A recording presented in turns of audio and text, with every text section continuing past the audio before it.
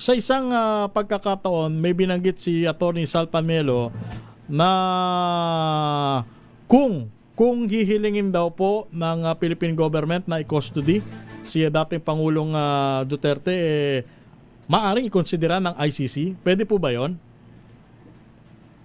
Maari, pero malabo na rin yan kasi yung authority ng ICC hindi ho naman nakasalalay sa mga sinasabi ng Republika ng Pilipinas. Hindi naman ang partido dito yung Republika ng Pilipinas o kaya yung administrasyon ng gobyernong kasalukuyan.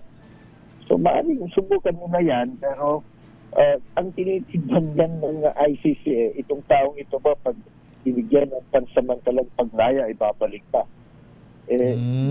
Kung hindi naman magbabago yun, kahit ilang kulungan ang ihahanda ng Republika ng Pilipinas dito, o kaya assurances na babalik namin yan, sa tingin ko, mahihirapang maniwala ang ICC. Alam naman nila at sinusuri din nila yung sistema dito sa ating bansa at yung actual na nangyayari at mga circumstances dito. So, malamang hindi rin. Kasi nga, halimbawa, sa ngayon, isang declared presidential candidate yung anak niya. Kung nanalo, di anong mangyayari din sa pangako ng administrasyon. So, mga opportunity pang nila lahat.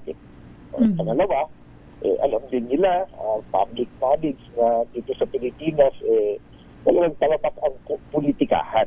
Minsan yung rule of law na may sasantabi, depende kung sinong kakilala mo. Alam din nila ang ating justice system dito, mabagal.